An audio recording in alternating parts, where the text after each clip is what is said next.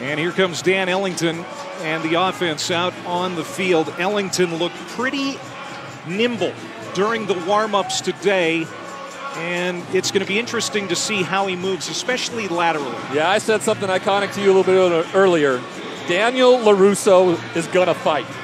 A little Miyagi-Do on that knee, and let's see what we got. A little Karate Kid reference. Oh, yeah. 18 touchdown passes, 5 rushing touchdowns. And again, 23 total touchdowns on the year. He's braced up, ready to go, and he's on target to his first receiver targeted, Cornelius McCoy, who is also fighting injury tonight. He's got a high ankle sprain, but he is also a go tonight.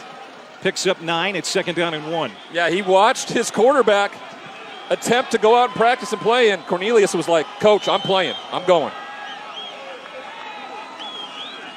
And it's the first carry of the night for Trey Barnett, and it looks like he's going to have the first down. It is a team that is banged up. We talked about the injury to Ellington. The number 2 running back, Seth Page, is out. McCoy is going, but Sam Pinckney, the other great receiver in Georgia State's arsenal, he's out. Broke his foot in practice on Tuesday, and then there are 3 defensive starters who are also out for Georgia State. And Trey Barnett will run it out at the 39-yard line. But there is an inspired group out on the field here tonight, and I think it's mostly because Dan Ellington is out there leading the way. It definitely is. We talked about those things, and Trey Barnett has been the guy, though, this year. He is the leading rusher in the Sun Belt Conference. The last 2 weeks, he's touched the ball 66 times. They're going to need for him to touch it a bunch tonight. 5 straight 100-yard games for Barnett. The leading rusher in the conference. 6th in the nation at 124 yards per game. Play fake. Throwing to the outside, Ellington, and it's incomplete, intended for Kadarius Thompson. Pretty well covered there by Sean Jolly, the cornerback, who has 3 interceptions on the year, one of the leaders in that secondary for Appalachian State, behind defensive coordinator Ted Roof. And this is a team that might be the best defense in the Sun Belt. Last week in Columbia, they held South Carolina to just 1 touchdown and looked really good doing it, trying to get off the field here on 3rd down and 6.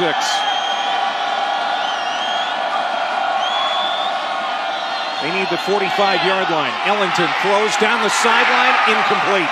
Intended for Jonathan Affetti. He had it in his hands, couldn't control it. Shamar Jean-Charles in on the coverage, and the Panthers going to have to punt.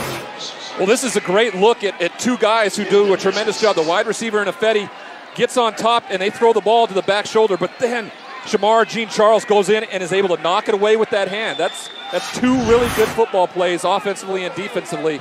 Not enough, though. Georgia State has to punt. Appalachian State broke up 11 passes in that win in Columbia, South Carolina against the Gamecocks last week.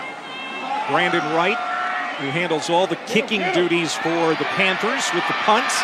Thomas Hennigan with a short return. He stopped short of the 30-yard line. Zach Thomas, the junior out of Trussville, Alabama, has had a great career at Appalachian State. League MVP last year, could be again in 2019. Just a hard-nosed competitor with a big arm, and he wins a lot of football games. A lot, 18-3 as a starter. And I know those records are used only with quarterbacks usually. What I'm really interested in how good this offensive line has been, and they've kept him clean and allow him to win those football games.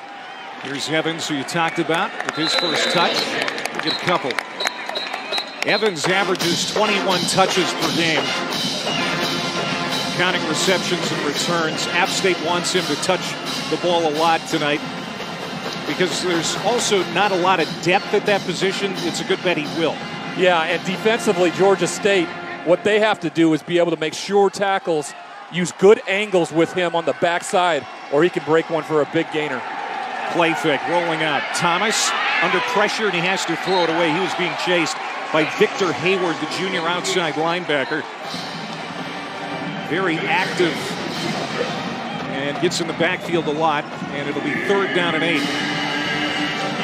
I was looking at something defensively. Keon Clark of course, has jumped in because Remy Lazarus is out with a knee injury. And sure enough, first play of the game, they went after him in a number scenario, and Keon was up for the task, setting up a long third down. Third down for the season has been pretty good for Appalachian State, just hasn't been very good the last few games. Thomas, incomplete. Sutton tried to make the catch, but Quavian White, the cornerback, knocked it away. Fourth down.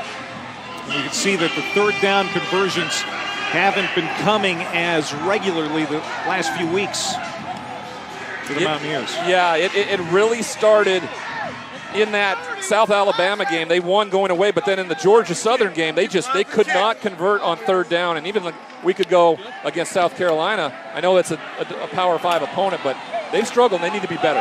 Quavian White tried to field that punt off his hands, and App State says they have it. It's recovered at the 33-yard line. Mountaineers football.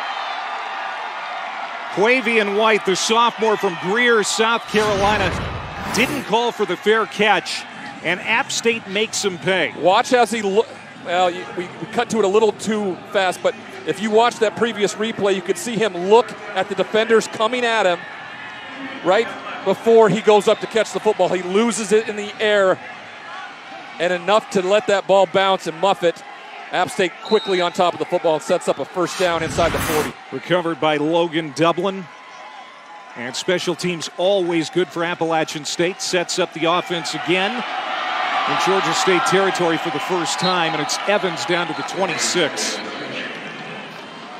The special teams coach, Ryan, for Appalachian State is Eric Link. And when we talked to Eli Drinkwitz yesterday, he was quick to commend the job that Link has done. And they've known each other for a long time. Link was a GA at Auburn with Drinkwitz when they were there, and they've known each other for a long, long time. Friends, coaching side by side.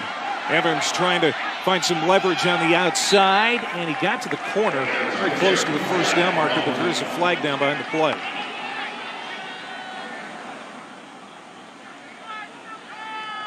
App State now +8 in turnover margin on the year after that takeaway. Jason Autry is our lead official here tonight.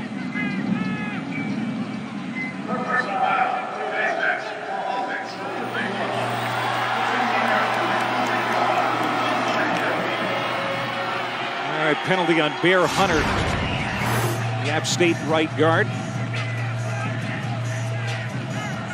Bear Hunter, number 51 here, just as he gets his hand up into the face, it either would be illegal hands to the face or he gets it in there, and it's not often that the officials are able to find that and see that and call that offensively, but tough penalty, sets him way back now, second and forever.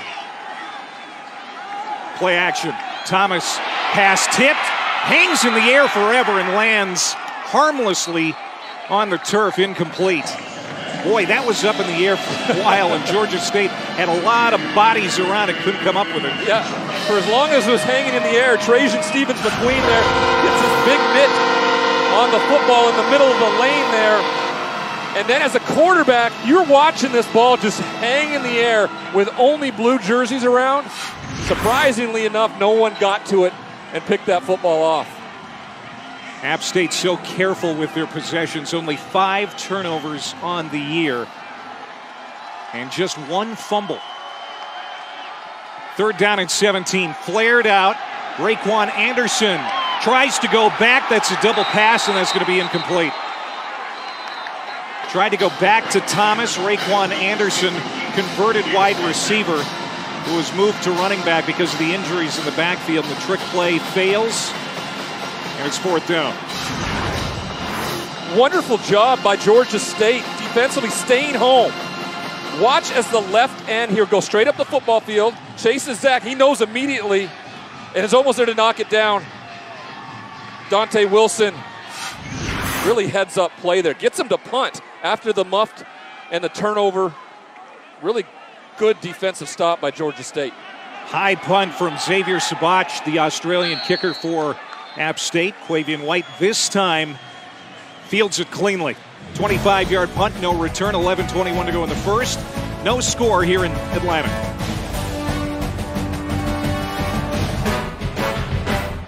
App State, no score. Georgia State, nothing on the board. They've got the football now here in the first quarter. Appalachian State, number 25 in the college football playoff rankings. First team from the Sun Belt to ever be ranked. 4 group of 5 teams rank ahead of Appalachian State. Navy, which lost today. Boise State, Memphis, and Cincinnati. Of course, the goal for the group of 5 teams is to get to the Cotton Bowl. That's on the table for Appalachian State. But you have to be the conference champion. You don't get looked at unless you are the conference champion, the highest ranked one. So for them, none of that matters unless they can win this football game tonight, win their division, then go on and win the conference championship, and then let the chips fall where they may. Big hole for Trey Barnett, and he runs it out close to the 35-yard line. First down for the Panthers. That's a 12-yard pickup for the leading rusher in the conference. And they're going with tempo. Barnett gets the feed again, and that's 6 more yards for Barnett, the first 1,000-yard rusher in program history. This football team has been decimated by injuries, but not on the offensive line. That may be the most cohesive unit they have right now. Pass incomplete from Ellington. Sean Jolly with another pass breakup. That's his second already. You know, we talked to defensive coordinator Ted Roof from Appalachian State, and he fully admitted they were expecting to see Quad Brown, the backup quarterback for the Panthers, here tonight. Yeah, I was surprised with that after talking with the Georgia State coaches. They didn't hide it that much all week. They talked about Ellington probably going. He wants to go. So it took them probably surprise, I bet, when they stepped out on the field in that first drive. Ellington, another handoff to Barnett. Nice cutback. Look at him go in the secondary. Barnett inside the 20 and down close to the 15-yard line. Finally caught from behind by Jordan Fair. That's a run of 44 yards. I talked about that offensive line. Look at all the movement and then the great put your foot in the ground and go, Trey Barnett. Jordan Fair runs him down, as well as Shamar Jean Charles stops him from getting 6. 70 yards on the ground already for Barnett, and now Destin Coates will come in to give him a breather, and he's a pretty nifty back too. He spins inside the 5-yard line for a Georgia State first down. First down, goal to go Panthers. I could have driven a truck through that hole. Not on the big one by Barnett, but that one as well with Coates. This offensive line is just being more physical up front and pushing the defensive linemen for App State out of the way. And this line deserves a lot of credit for the success of this run game this year. They got to chase after it, and Ellington will scramble to cover it up. And that is back down to the 19-yard line. A loss of 15 on that play. Second down and goal to go. One thing that's going to limit this quarterback with the torn ACL is his lateral movement. Watch here as that right leg just doesn't move with him to bend down and go get it, but he smartly goes down with the football rather than trying to pick it up and making something more out of it. We saw Tua today in that Alabama-Mississippi State game that cost him the season, trying to make more out of something that wasn't there. Good run. Destin Coates gets all of the yardage back on that last play.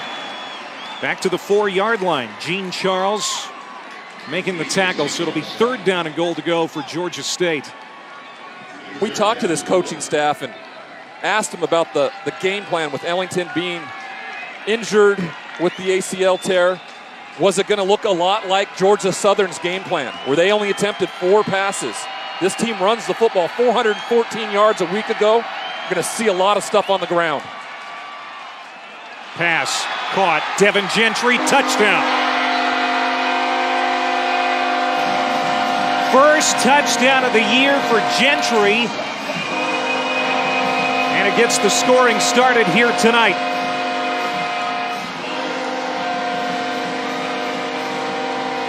Boy, that muff punt is a distant memory now. Georgia State takes the momentum here in the first quarter. Flush it, move on, get a stop defensively, and then go all the way down the football field doing what they do best. That's running the football.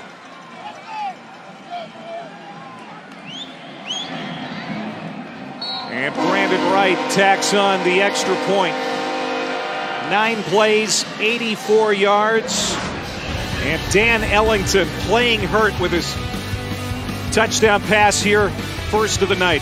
Accurate throw to Gentry. Appalachian State, the number 25 team in the country, 7-0. Dan Ellington playing with a torn ACL, throwing his 19th touchdown pass of the year, and some trouble on the kickoff return for App State. Darrington Evans couldn't find the handle. And Mountaineers going to be backed up here to start this drive. You know, we talked to the coaches, and they just said going on the road sometimes and being at home, there's just the distraction and the travel. App State's been really good on the road. Georgia State's been really good at home. They're kind of running into each other right now, 2 of their strengths. Sean Elliott said beating Appalachian State for the first time in program history would be bigger than the Tennessee win week 1 if they can get it done. You know, Chris Williams on this carry. And that's a short game. Victor Hayward on the stop, second down. Yeah, with the introduction of this football program only 6 years ago, right? There's been teams that have just dominated Georgia State. And he believes for them to be in the conversation, they have to beat the teams like Troy, Arkansas State, and Appalachian State for sure. That's why he believes a win tonight would be the biggest one in program history. You see Eli Drinkwitz, he's got a couple of Power 5 wins this year for North Carolina and South Carolina. Malik Williams with the catch. He's a yard or 2 short of the line to gain, so another third down coming up. App State, a couple of drives here tonight, 2 3-and-outs. Can they pick up a third down conversion for the first time? We'll see. Big opportunity. Jalen Jones right there, back off an injury. He was out for about 4 games this year, and he did a tremendous job of reading that route and stopping them from getting a first down to set up this third down. Marcus Williams in the backfield to the left of Thomas. And he'll get it on the zone read, finds some wiggle room, and breaks into the secondary. To the 40-yard line. Jalen Jones, the cornerback, finally chased him down.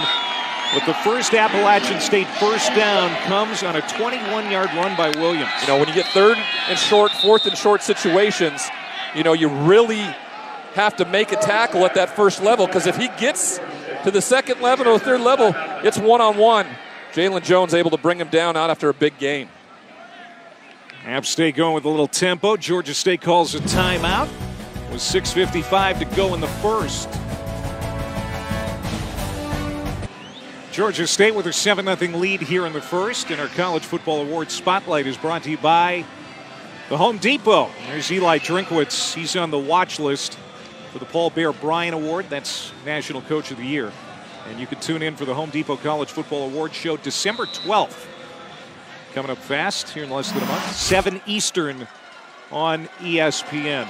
Great first season at the helm of Appalachian State. Taking a shot, Thomas down the field looking for Sutton, batted around, and did he catch that?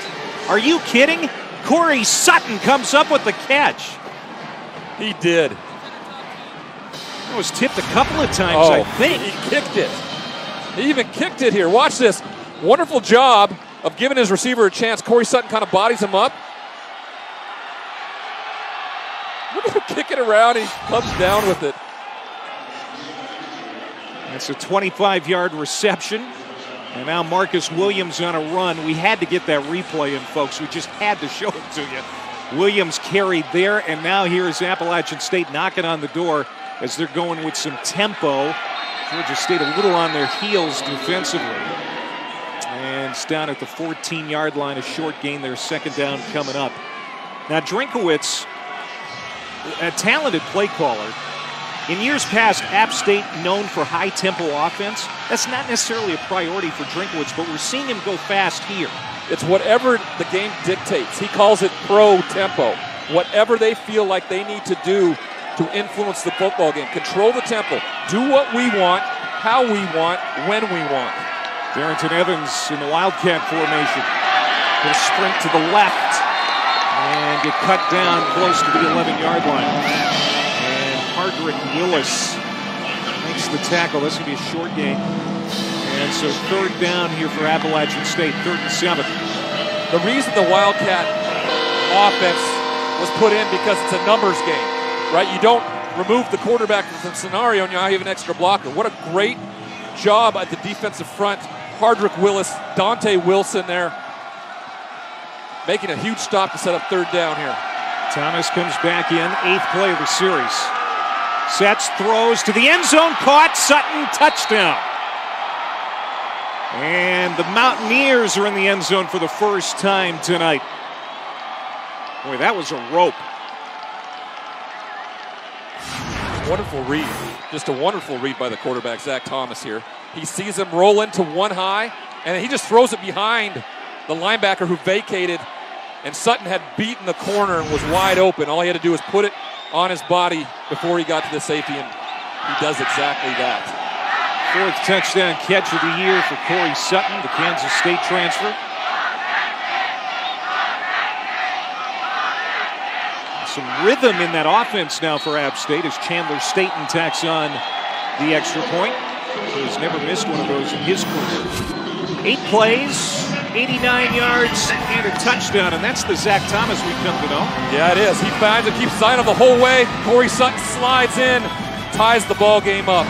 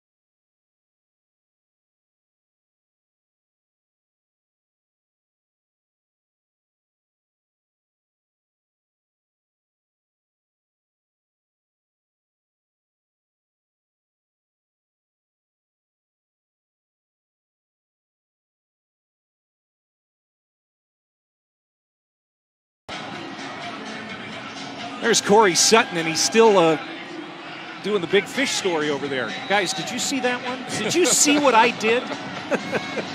That was an amazing catch that led to the touchdown eventually for Appalachian State, their first of the night. He kicked it to himself. Yeah. Now we got a touchback. All right, here's our Buick Drive recap. 8 plays, 89 yards, and a touchdown. Didn't start like they wanted it to. Love a kick, and then here, the play we were just talking about, Sutton kicks it off his back heel, then off his front, and then off both arms to make the catch. This one more traditional, fired in there by Zach Thomas.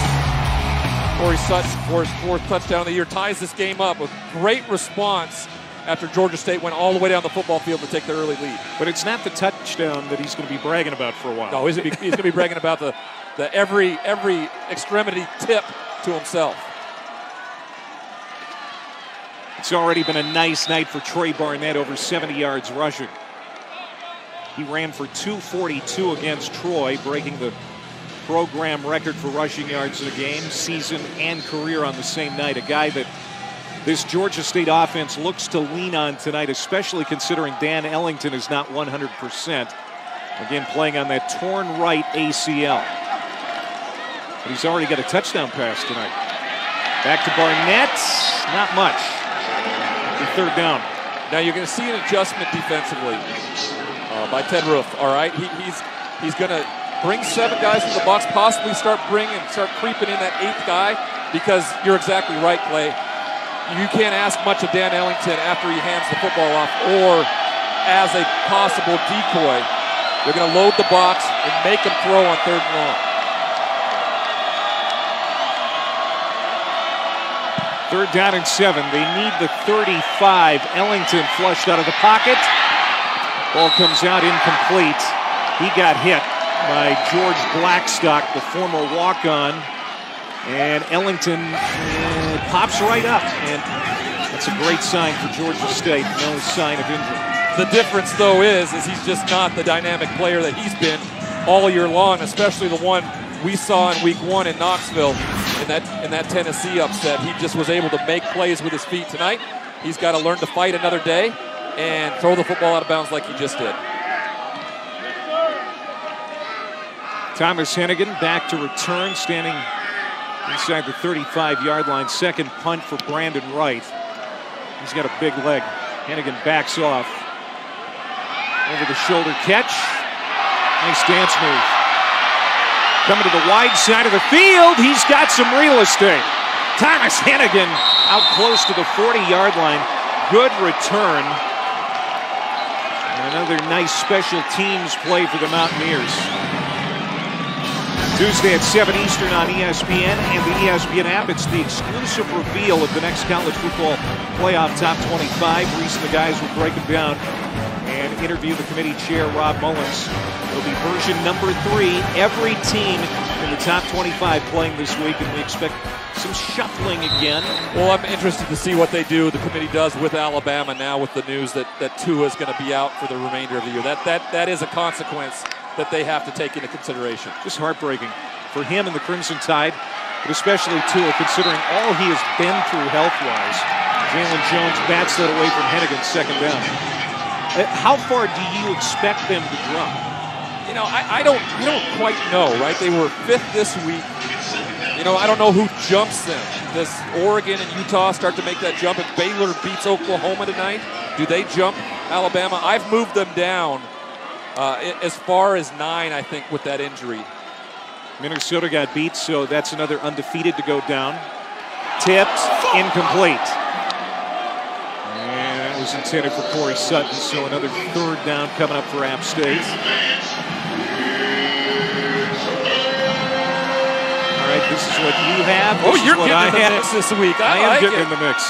This is a two-man game. I still like LSU at the top. Yeah, you're chalking it. And you like Clemson. Clemson's unbeatable in my opinion.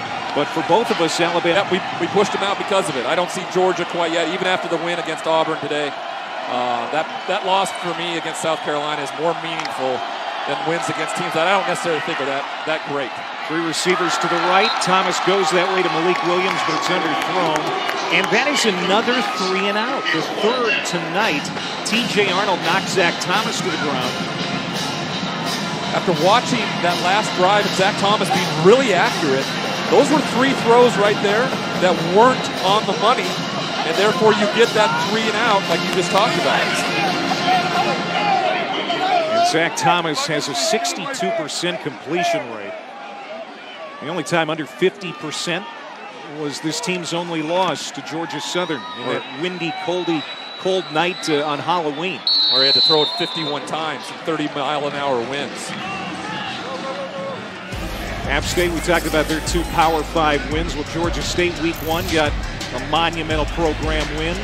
We were there in Knoxville. They outrushed Tennessee 2-1. Dan Ellington with this beautiful touchdown run in the 4th quarter to seal it. And then Sean Elliott, the Gatorade bath and the big celebration in the locker room in Knoxville. But again, if they are to upset App State here tonight, this would top it. Yeah, Coach Elliott talked about that. The importance of what divisional football, conference football for him, and how long this program has been around. Ellington, play fake, has a receiver open, and it's complete for a first down. That's a gain of 13 for Devin Gentry, who's having himself a great first quarter. Yeah, continuing to load the box, trying to stop the run, and if he's able to throw passes like that right behind the ears of these linebackers, these safeties that are creeping down in the box, they can have a bunch of success. Destin Coates gets back to the line of scrimmage, nothing there. Noel Cook makes the tackle. This defense holding teams to 19 points per game. That's 18th best in the country. Last year they ranked number 4 in scoring defense. So not much drop-off despite losing 5 starters. Ted Roof, in his first year as defensive coordinator, has done a really good job with his Mountaineers defense. Disappointed a week ago in their rush integrity, right? And they were going to say, we're going to bring more guys this week and make people line up and do the right thing within their gaps. Coates. Big run. He's loose. Devin Coates. Got there. Touchdown. 67 yards for Destin Coates. It happened a week ago. Jailbreak right at the line of scrimmage, the point of contact. Another great big hole by this offensive line, and he just explodes and had enough steam left in him to get to the end zone before he was run down by the Mountaineers. What an answer.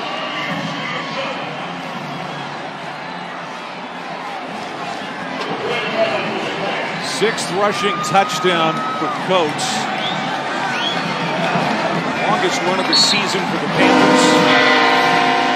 And how about Coates coming off his first career 100-yard game in that loss against ULM, and he's already got 92 and a touchdown in this one. 9 carries a week ago. Here, watch. Point of attack. Gets through it.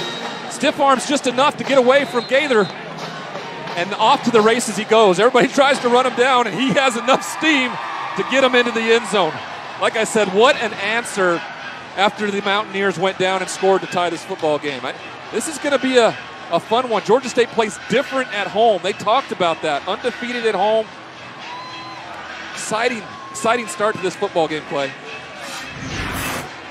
This was a 2-10 team last year, but Sean Elliott returned 16 starters. He told us back in August, I feel like our program is just fine, and I think we're going to win a lot more games than people are predicting, and he has been proven to be right. Already bowl eligible, could get win number 7 tonight, and what he thinks would be the biggest win in program history. Yeah, and what we haven't talked about, Clay, right? They're still in this division race. Like, they beat App State tonight. They have Georgia Southern the final week of the year. They can be the division champs and play for a conference title. Wow. Sean Elliott would be in hog heaven if it plays out that way. What a year so far. Sean Elliott was fired up before the game. You thought he was fired up yesterday in well, he did this to me. He did this to me in the meeting yesterday. Watch this. This is intensity. Good thing he didn't take his helmet off and try to hit him with it, though. He's 46 years old, but he's acting like a kid here tonight.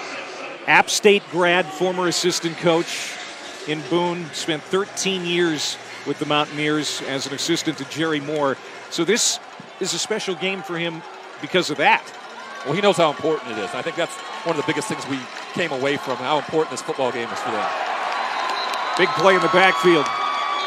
It's going to be a loss. Zach Dixon, the redshirt freshman, who took over for Ed Kearney and middle linebacker. Making a nice play. Kearney, the captain, out for the year with an injury.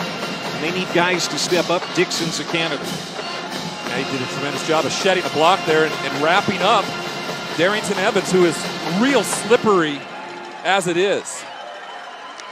They say no gain on the play. 2nd and 10. Thomas, incomplete. Looking for Williams. I'll tell you what, this secondary has been sharp here tonight. That's Chris Bacon making a play. Chris Sizzling Bacon there. Gets in there, just knocks the ball away. An accurate throw. He may have wanted to put it on the other hip, but Bacon's right there to make a play and set up a long 3rd down. Another 3 and out here. Georgia State would be bouncing around here on the sidelines. You know, Clay, there's an identity here with Georgia State. And you feel it in the crowd right now.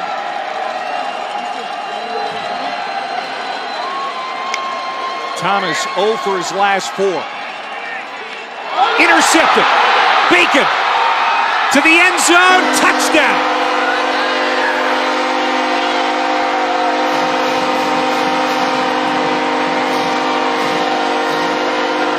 Almost the exact play call there. Chris Bacon, this time, instead of breaking it up, jumps in a little early, takes it to the house. 30-yard interception return, and Bacon has this place sizzling. It's 20-7, Georgia State. Watch here as he sees the exact same play from before. He just puts his foot in the ground and goes and gets it. Then he's off to the races. All he's got to beat is the quarterback. Woo! He's psyched up there. That'd be fun to play for this head coach. When things are bad, he's going to get in your face, but when things are good, he's going to be your biggest cheerleader, just like there.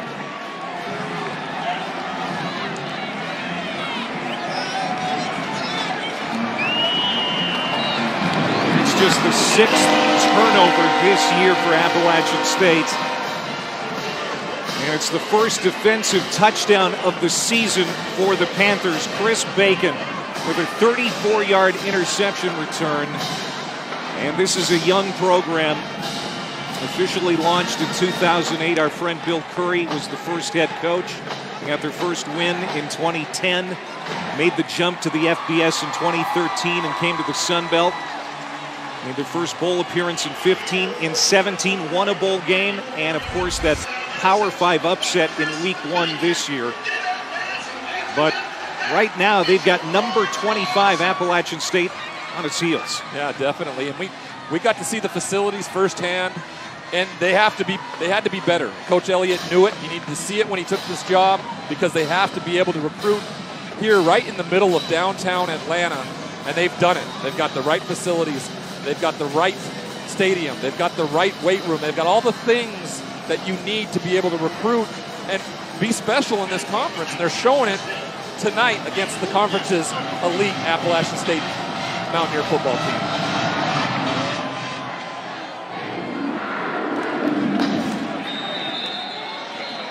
Well, the Mountaineers really need to settle down and find some traction on offense. We'll see if they can get it.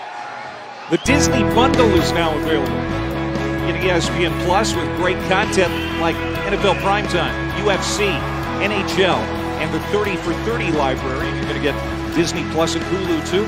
It's an amazing package of movies, sports, and shows. Go to ESPNplus.com to sign up now. Just $12.99. Can't afford that. Do you think I call my bosses and ask them if I already have Hulu and ESPN Plus, how do I get that bundle? Maybe? You got a bundle. Okay. Bundle. App State needs to bundle a drive together here. It's been hard for this offense so far that has been so good this year. 36 points per game, the number 2 scoring offense in the Sun Belt behind Louisiana. But they're coming off a season low, 202 yards of total offense in South Carolina last week. Yeah, they did enough to win 20-15 in that ball game, but at times it was hard for them to move the football. And it's understandable, right? You're going up against guys with length and a different kind of athlete. They found a way to get it done. This is different. This is within their division. This is within their conference. There's a slant, caught, first down, and out to the midfield line is Jalen Virgil, who had that 57-yard kickoff return last week to set up the Mountaineers' only touchdown against the Gamecocks. That's a 22-yard catch, one of the bigger plays of the night for this offense. Keon Carter is the man down on the field for Georgia State.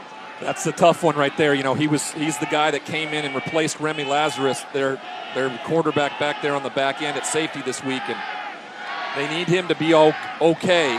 They start to get limited. You know, and we knew that it was in the game plan for Appalachian State to pick on Keon Carter a little bit. That's really the first time I've seen him burn. Yeah, that for me wasn't his fault either, right? That's the corner's job to follow him there. So what we were looking for early on in the football game is the numbers game. They were going to set him one-on-one, either with the running back for him to make the tackle or with the fullback, and he was game for both of those opportunities early on in the first drive. Williams in the flat. Makes a man miss, has a first down, and then he's nudged out of bounds at around the 36 by Victor Hayward. Number 14, an excellent slot receiver. And here we go with tempo again for Appalachian State. Evans bounces to the outside, flanks the defense, and gets to the 20-yard line. Boy, Darrington Evans is really quick on that first move. And it's amazing how an offense like this can look so poor on one drive and then immediately the next drive look like they're unstoppable. Here's Corey Sutton, and he is just going to sashay in for an Appalachian State touchdown. A 20-yard play. And that's his second receiving touchdown here in the first half. As a quarterback, you know, when you throw an interception, and he hasn't thrown many in his career, you flush it right away, and you go right back to your playmakers, and Corey Sutton's him. Tyler Gore can't make the tackle. Lone guy out there on an island. Corey Sutton, like you said, sachets into the end zone to bring it within 7.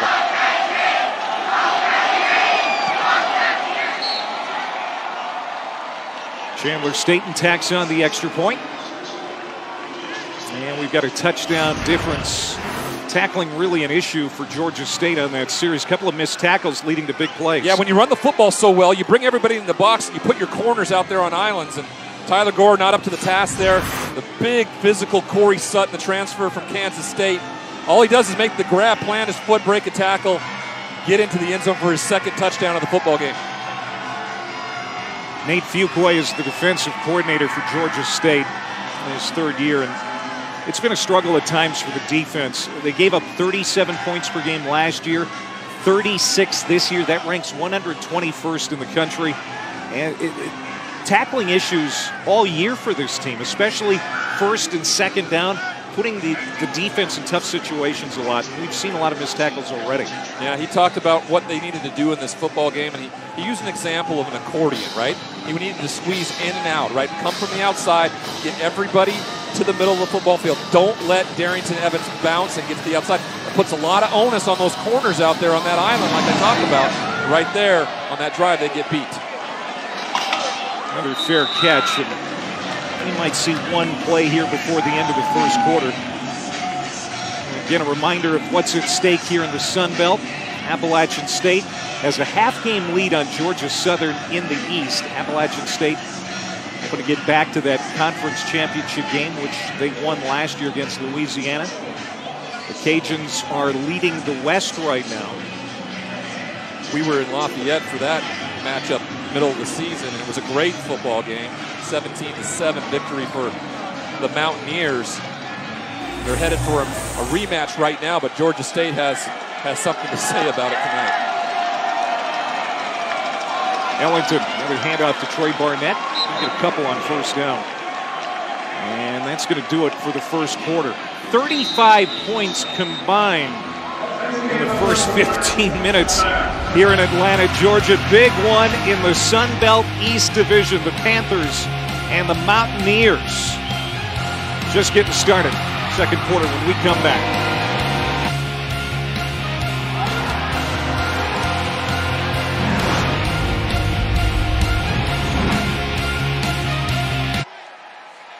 (21-14), Georgia State leading.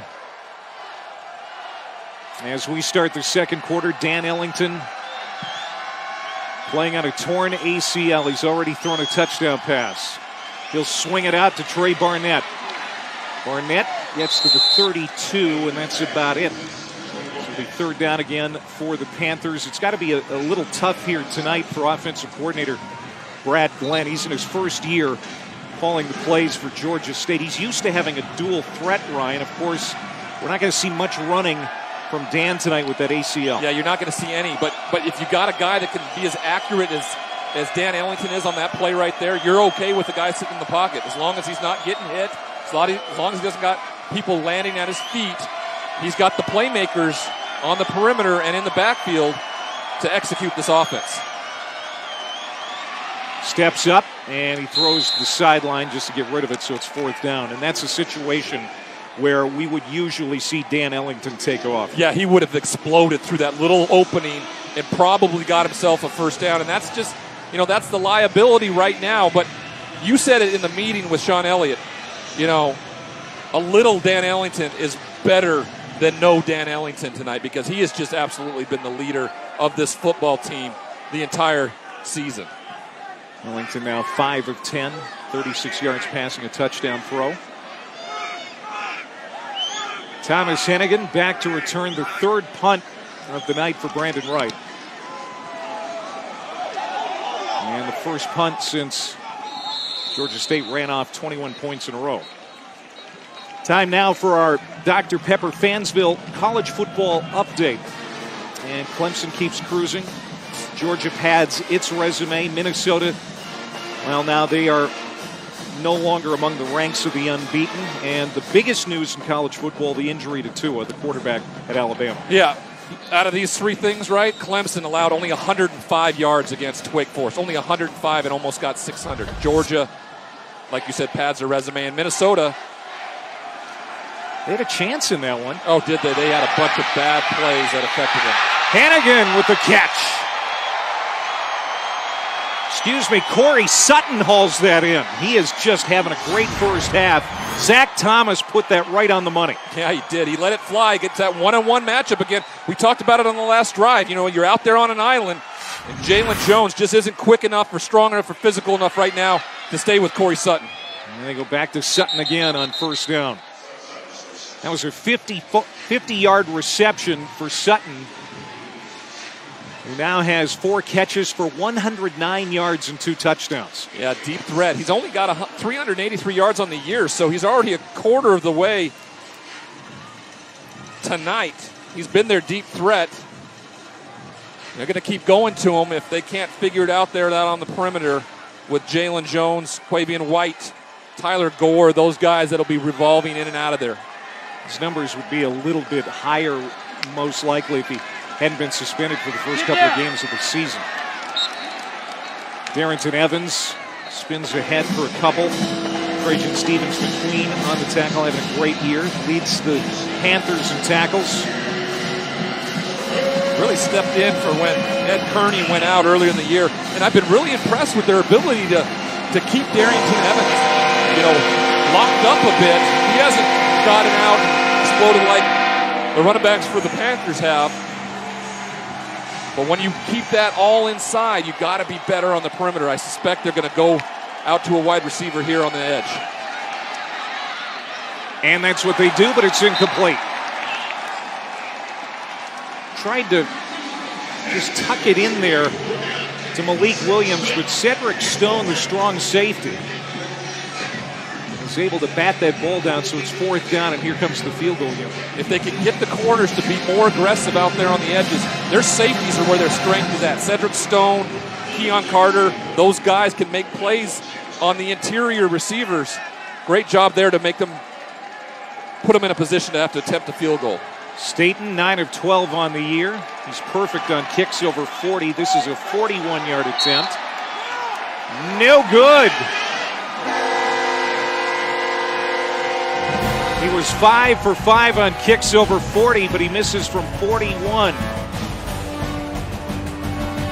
ESPN, home of the New Year's Six and the College Football Playoff. Appalachian State hoping to be in that New Year's Six, which is the Cotton Bowl for the group of 5 this year, but they're down 7 points with 12.5 to go here in the first half.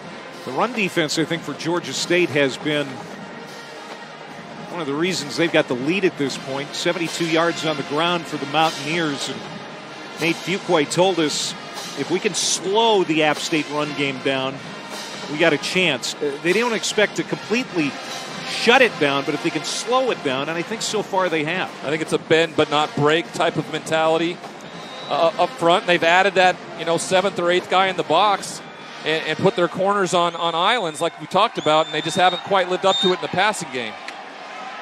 That's Devin Gentry with the catch.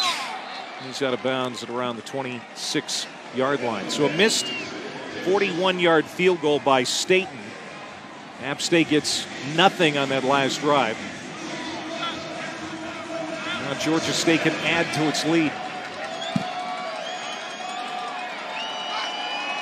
I'd go back to the running game right now with Barnett and Coates if I was calling plays right now. It's really what can eat up some clock, and they've been so dynamic with it today.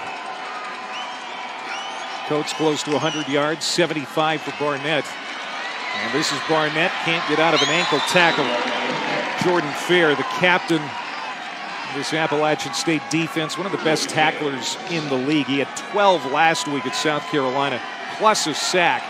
He had a win over the Gamecocks. Yeah, and he's on Bruce Feldman's from the Athletics freak list. Bench presses 415 pounds. Runs a 4.5 and vertical leaps 40 inches. How is that possible? I don't know. I'm not in that category, as you might suspect. 415-pound bench. My goodness. Ellington, that pass a little high, trying to hit his tight end, Roger Carter. Junior from Columbia, South Carolina. Can't come down with it. So that's the second straight 3-and-out for Georgia State, which rattled off 21 straight points on 3 successive drives. Now they've hit a little bit of a stumbling block. he had to overextend. He kind of held the ball a little longer than he wanted to, and that's why the ball flew on him. And with that knee, you know, you're not able to get the push you need to drive a ball in there sometimes because, you know, it's unstable.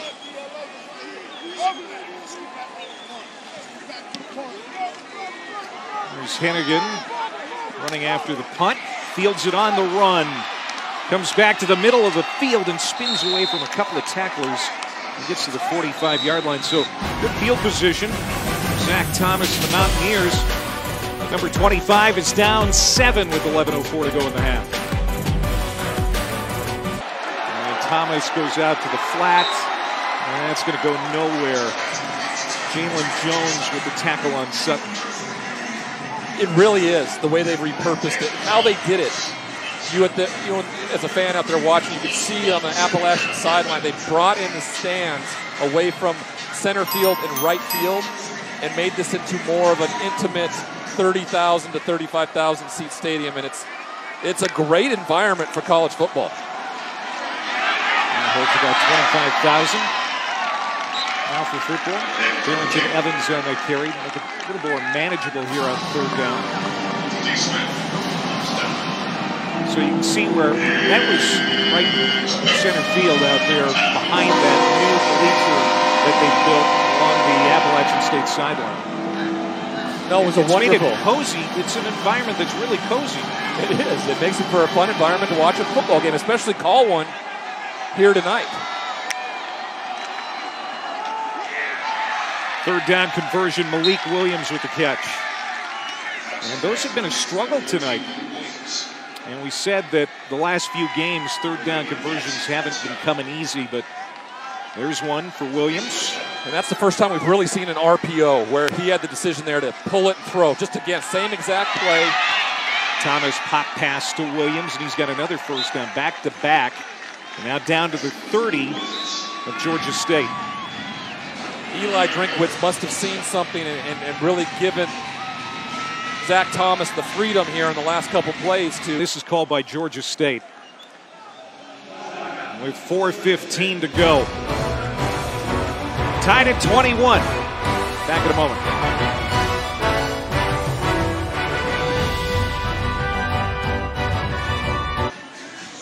Appalachian State, Georgia State tied at 21. Eli Drinkwitz, first-year head coach of the Mountaineers, who have won the Sun Belt the last 3 years. They're leading the East just ahead of Georgia Southern and Georgia State. They can eliminate Georgia State from the division race with a win here tonight. They've got a third down. We'll call it 8. Thomas slides up in the pocket, looking downfield, in trouble, heated up, and down he goes. And he took a pummeling. Jashawn Taylor and Zach Dixon meet at the quarterback for the first sack of the night for these Panthers, and they're going to get the football back. Just relentless on the defensive front. You talked about it. Hardwick Willis, Taylor just keep going and going, kept that motor going, and then Zach Dixon comes in and cleans it up. Big stop for the Panthers to get the football back. Now they need to do something with it here to end the half.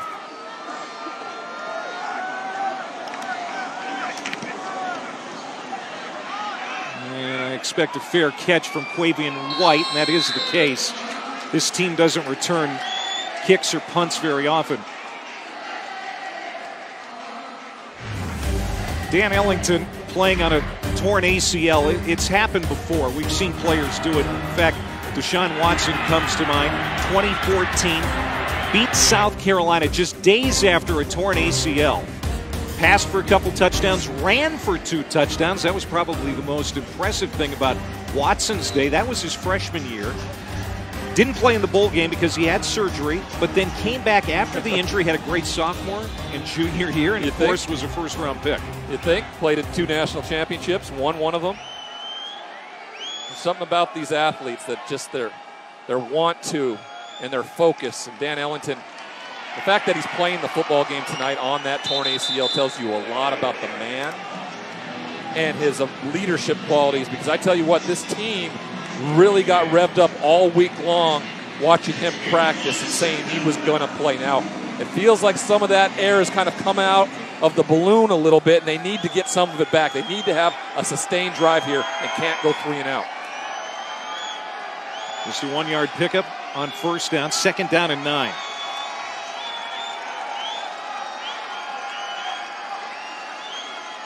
Four-man rush. Pass is complete and almost stepping out of a tackle. It was Ifedi, but he was brought down by Jolly. So another 3rd down here for Georgia State. They're out of timeouts. 2.5 to go. Accuracy is there, just not the snap on the football. Getting that ball out there a little bit faster, letting his receiver do the work. Throws it, and it's picked off by Jolly. Nobody's going to catch him. Our 2nd pick 6 of the game, the first one for App State. And it is Sean Jolly with his 2nd interception return for a touchdown this year. 27 yards back the other way. Just a miscommunication between his go-to guy and Cornelius McCoy and himself. McCoy broke off the route a little bit later than what Dan Ellington expected. Jolly right there on the spot and makes the big pick to give the Mountaineers the lead. Georgia State was thinking, well, this goes well, we can get into field goal range and maybe have the lead going to the locker room at halftime, but App State goes back in front on the 4th interception of the year for Jolly, his 2nd pick 6. Yeah, just a miscommunication with the wide receiver and the quarterback there. Ellington thinking he's going to be running an out route. McCoy continuing up the field. And Jolly watching the eyes of the quarterback and just stepping in front of it, taking it to the house.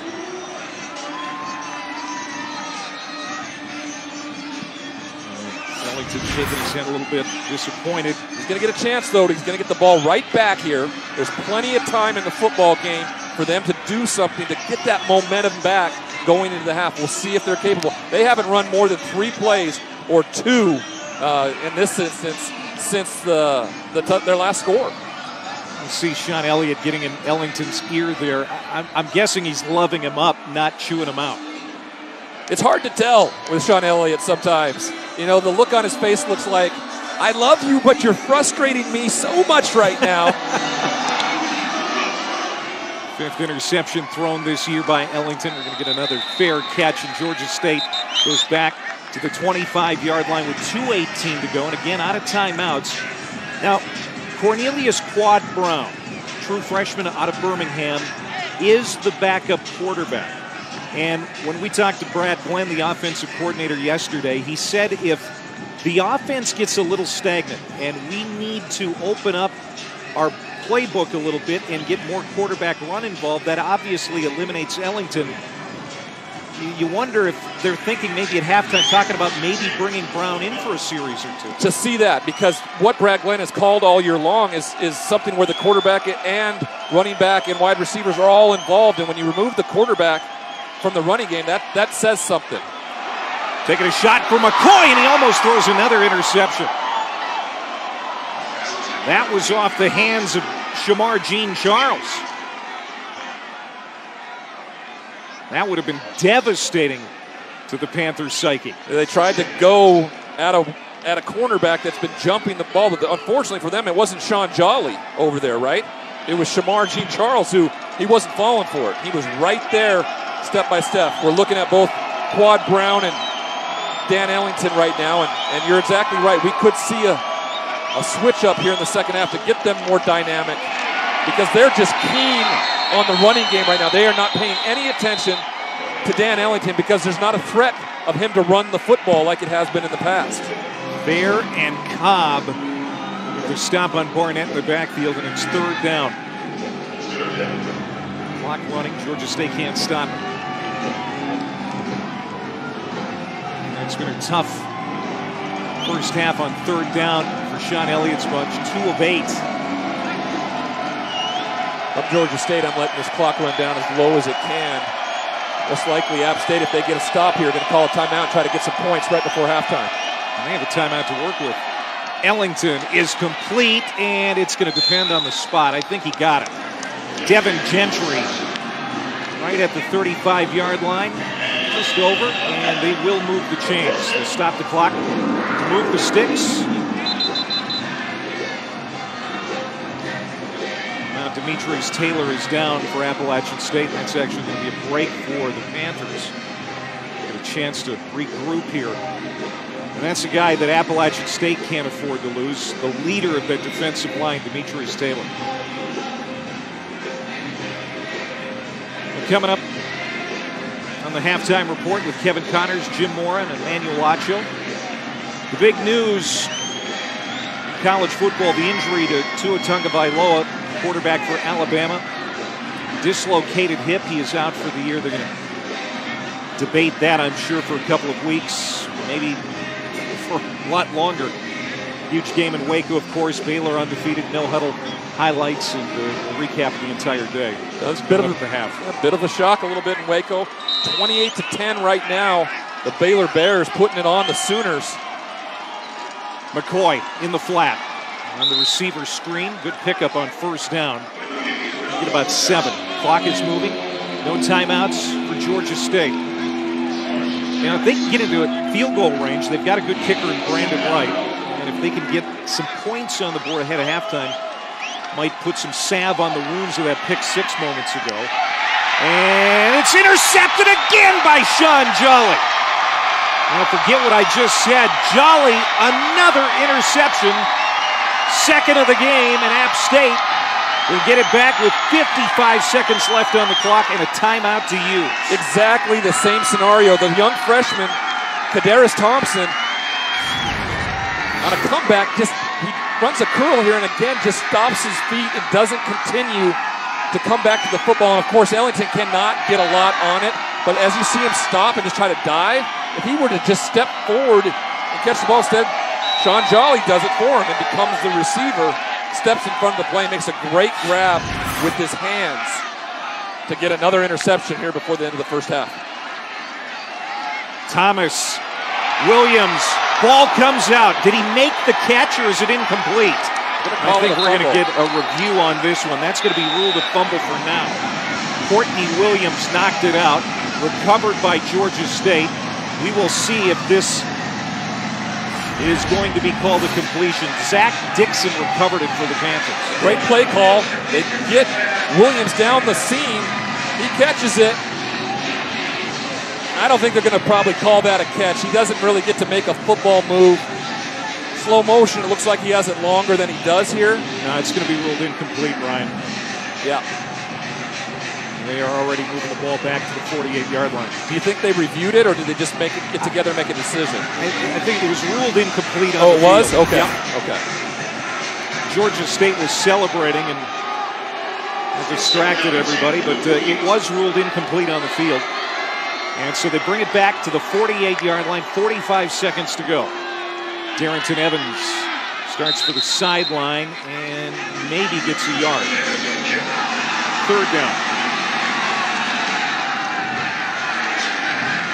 Well, they're going to get a flag for a Georgia State player here losing his temper on the sideline and shoving a Mountaineer right in front of the official. He's going to pack on 15 yards, make it first down, just after Thomas. Unsportsmanlike conduct. Defense, number 55. The 15-yard penalty is assessed with an automatic first down. That's number 55's first. Veteran defensive end, and Sean Elliott doesn't expect that from one of his leaders. You can see that in the reaction he's given Thomas. He just gets landed on here, and you don't like it, of course, but he gets up and then just, right in front of the referee, gives him a shove to the face. We watched tempers flare at the end of that Browns-Steelers game, and you just got to stop after the whistle. Thomas, room to run. Cuts it back inside the 5, down to the 2-yard line. First down, goal to go. App State, a 31-yard gallop for Zach Thomas. And they'll go with tempo, quickly up over the ball. And that's going to be stopped. Short of the goal line, Darrington Evans stacked up. Maybe got a yard, second down and goal. Zach Dixon on the tackle and a timeout, App State. How costly those two interceptions. One that got returned for a touchdown. This one possibly resulting in more points. Here they just go man to man, and no one is responsible for Zach Thomas. He sees it. He gets out there, and if it weren't for a last-minute tackle there, he would have waltzed into the end zone. He's been so smart in seeing what they're doing in coverage all game long. It feels like tonight, Ryan, that Georgia State came out here and they were playing on raw emotion in the first quarter and the early part of the second quarter, and it was paying dividends for them. But now their emotions have gotten out of control. They had a 21-7 lead at one point, and now you can see that it's 28-21 App State, and they are right on the doorstep again. That's a great way to put it in perspective, Clay, because they were out there and they had a ton of emotion with Ellington going out and playing, and then they may have seen like, oh, it's not the same what we're used to offensively. It's different. Maybe Quad Brown is better for us in the second half. I wouldn't be surprised if we saw him, the young freshman, in the second half to open up that playbook for Coach Glenn moving forward. Pass caught, touchdown, Darrington Evans. That was just a beautifully designed play at the 1-yard line. Thomas, another touchdown pass. And App State has seized control of this game on the road. 22 seconds to go before halftime.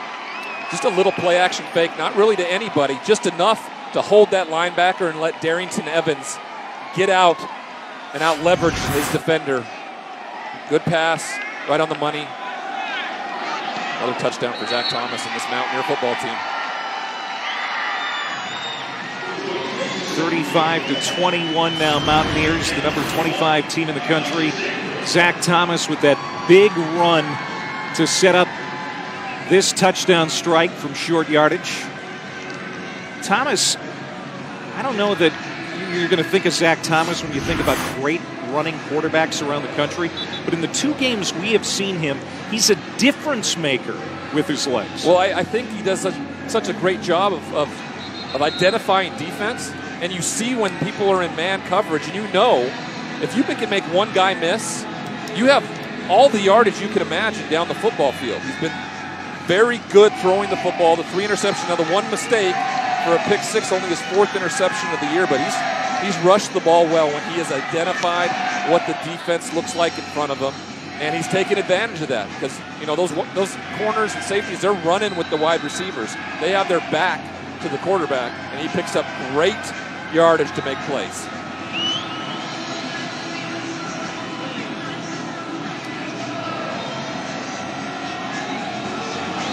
Staten to kick it, and he's going to drop it inside the 15, fielded by Cornelius McCoy, and he'll be cut down short of the 20 with 17 seconds to go before the half. Georgia State doesn't have any timeouts. And it didn't start out great here on the road for Appalachian State, but they've got it going now. Since joining the Sun Belt in 2014, App State is 38-7 against the league, 18-4 on the road. That's an amazing record. And for them to do it coming right out of the FCS, that's what's so impressive. You know, when you come from the FCS, you feel like there's probably a little bit of a learning process, some growing pains. Hasn't happened here at all. No, they hit the ground running. And that's credit to all of the coaches they've had. And Eli Drinkowitz picking up where they've left off. Well, Dan Ellington, he came out here playing on a torn ACL. The crowd cheering him as he leaves with the rest of the Panthers for the break here at halftime. It started out really well for the Panthers, but things getting a little out of control there, and App State has a 2-touchdown lead at the break. Zach Thomas and number 25, Appalachian State, with the lead. After the break, we're going to join Kevin, Jim, and Acho in the studio with our ESPN College Football Halftime Report.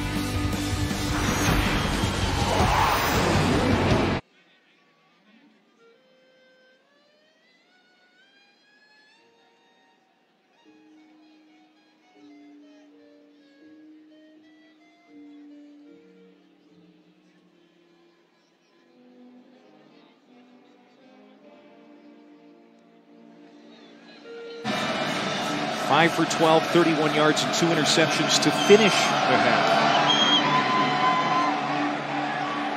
That's a fair catch as App State's going to start with the football at the 25 here in the third quarter.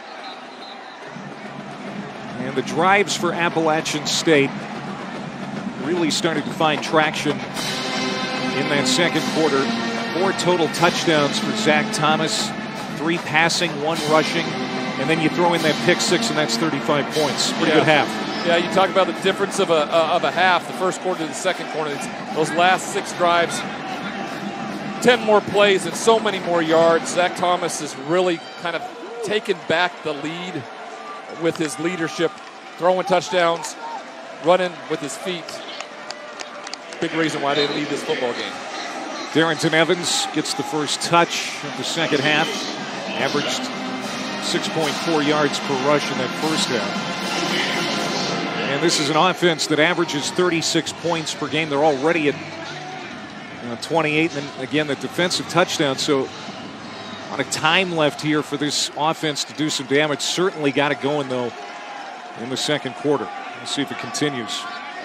We'll see what the defense does here in this first drive. If they can get a stop, that would be huge. Thomas dumps it off. That's Virgil. And he's cut down. Third down and long coming up. Georgia State, to their credit, Ryan, they've done a pretty good job getting Appalachian State into third down situations that are a little bit behind schedule. Which is what they wanted, right? They need to be better on first and second down and get them into 5+ yard third down situations. That's where they felt they had to get to, and they would be successful. They've just got big play a bunch here, especially late in that first half.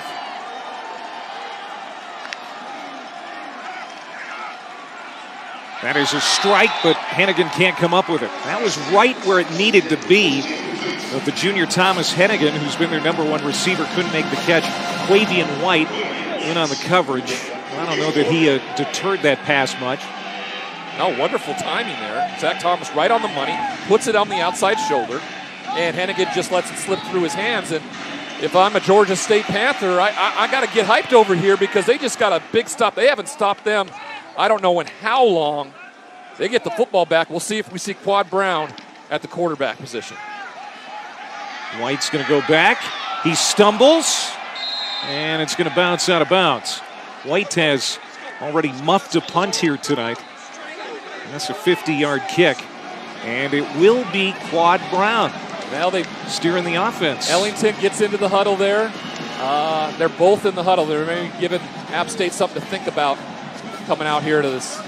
Yep, we'll see Dan Ellington one more time. It is Dan Ellington, yep.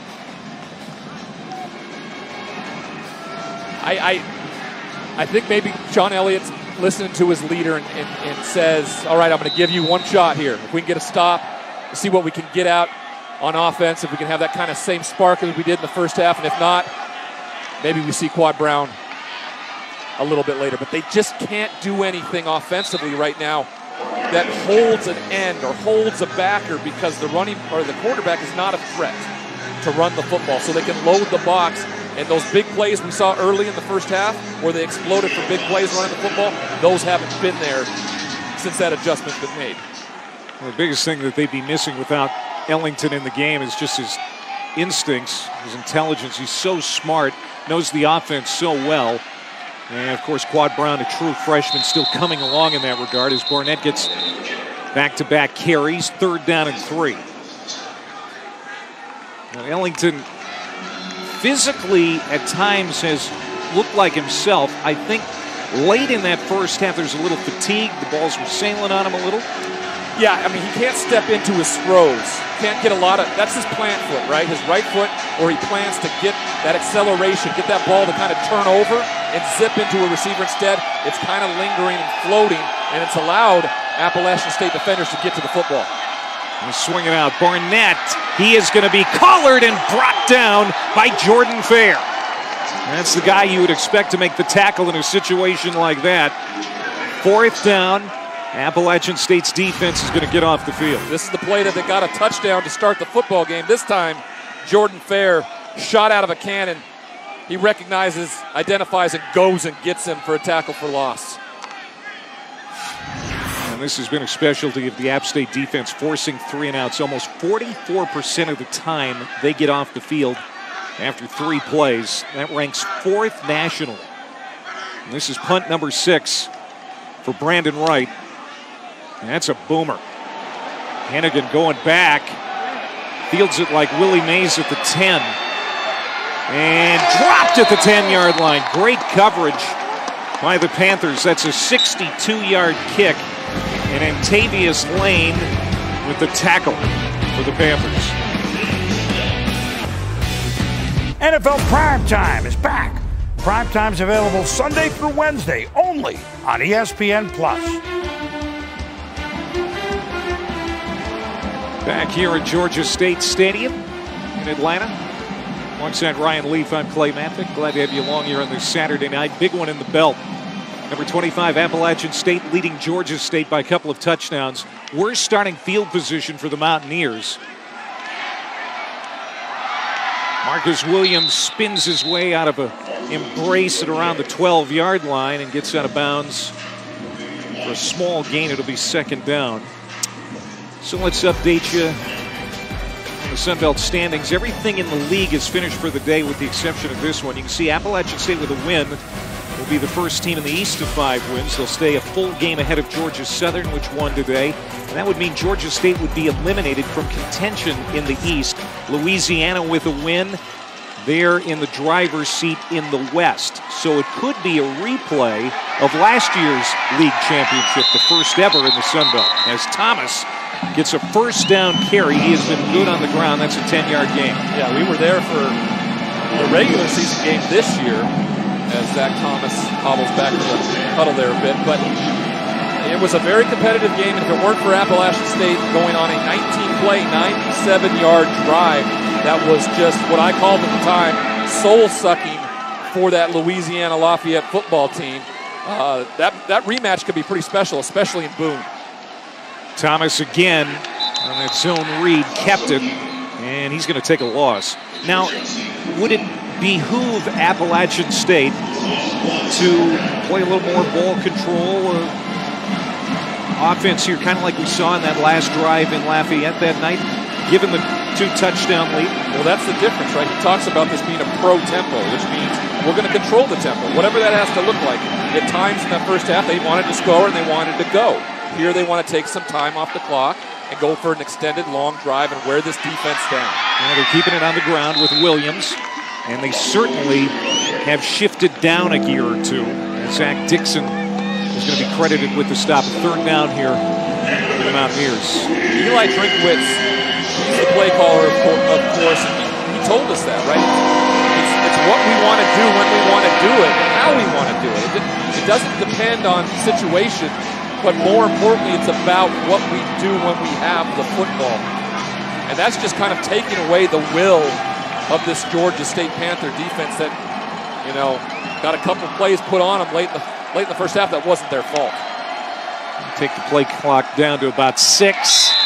Pass is complete to Hennigan now. Did he read that right? I don't know. He may have gone out in front of the line to gain. Yeah, he did. Hennigan had some room there, but he just misjudged where that marker was. Yeah, he was coming back down the stem here, and he simply just doesn't get deep enough. He would have just fallen out of bounds, or it's kind of where he ran the route. Zach Thomas threw to the receiver where he was at. You can tell he's frustrated, and they're going to punt. Now, do you put that on the quarterback with the pass, or is it the receiver's fault? I think you probably could make that a little bit of both, and you could see the frustration in Hennigan's face. They're going to have a conversation over there on the sideline, talk about how they can be better there. Georgia State has it down 2 touchdowns with 8:27 to go in the 3rd. Back in a moment.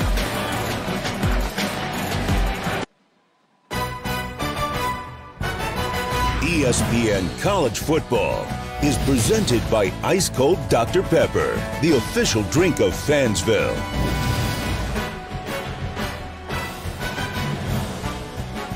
Greg Maddox, Tom Glavine, John Smoltz. Those guys had a chokehold on the National League Cy Young Award for about 6 years in a row there in the 90s. Almost 900 career wins between those three guys, and many of them happened here in this building, once known as Turner Field. Now Georgia State Stadium. There's the backup quarterback, Cornelius Brown, on the sideline for now. Dan Ellington playing on a torn ACL, still in there for Georgia State. He's incomplete.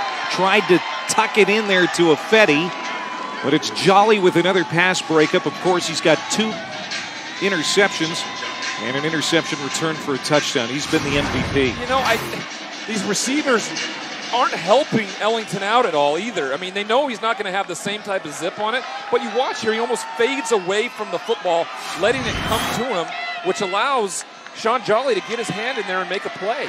Barnett churning, gets to the 34. It'll be 3rd down and long again for Georgia State.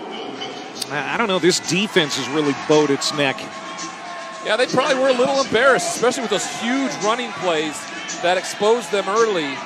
Well, what they've done, they've made an adjustment where they've absolutely not honored the quarterback in any of these zone read, which has allowed them to double up on that running back and make plays. Ellington slides up. Affetti was the intended target, broken up by Gene Charles.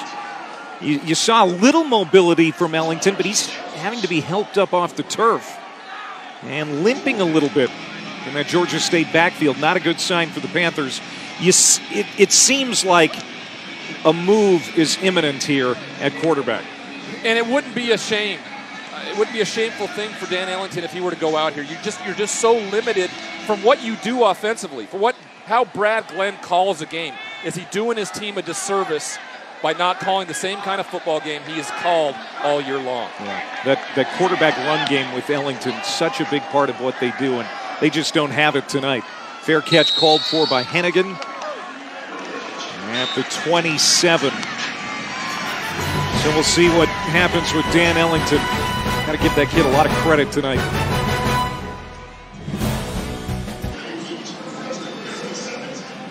(35-21). Appalachian State the lead here on the road. Tomorrow afternoon at 3 Eastern on ESPN and the ESPN app. Number 15 Florida heads into Storrs, Connecticut to take on UConn at Gamble Pavilion. So if you're not watching the NFL tomorrow and you want some college basketball, that's a good one. We'll have it for you at 3 o'clock Eastern time. The last time the Gators went to Storrs, that was 2013, and Shabazz Napier hit a game winner at the buzzer for a UConn win. So could be entertaining. We got an entertaining one here in Atlanta. Maybe it's slowed down a little bit here in the second half. We've had 4 punts, 3 3-and-outs combined for the 2 teams. But you got to think right now Appalachian State feels pretty good about the situation this game is in. Well, they probably do, but Georgia State's also got to grab a hold of something because App State's given them 2 series to start the second half, opportunities to get back in this football game, and offensively they haven't been able to do it. Zach Thomas, 3 touchdown passes tonight, taking a deep shot to Sutton, wide open at the 40 of Georgia State, and he tumbles to the 35-yard line. He beat Jalen Jones that time, 40 yards. You know, that miscommunication there. I think Jalen Jones thought they were in cover 2, waiting for a safety to get over the top, and Corey Sutton just absolutely runs by him, and Zach Thomas puts it right on the money once again. Sutton, 7 catches, 149, and twice he's been in the end zone. Evans picking his way right in to the teeth of that Georgia State defense, and he gets 6 quality yards.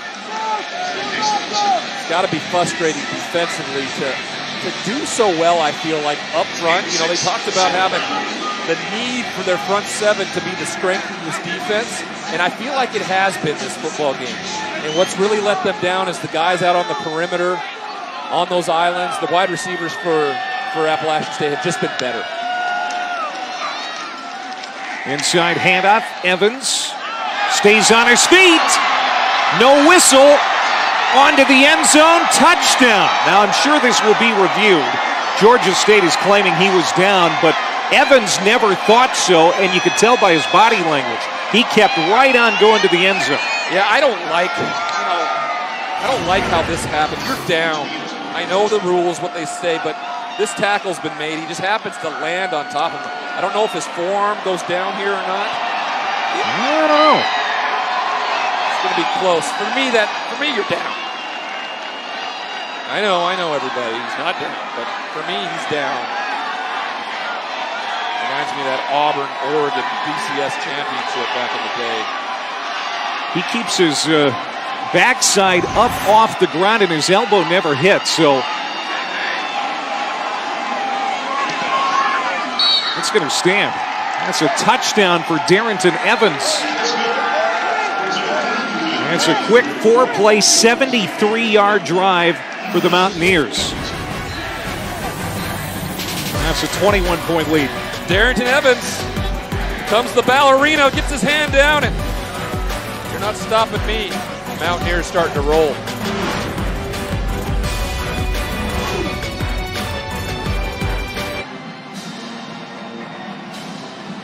Really got to credit Darrington Evans for keeping that play going. He didn't hear the whistle. He knew he wasn't down, and he went on to the end zone for the touchdown.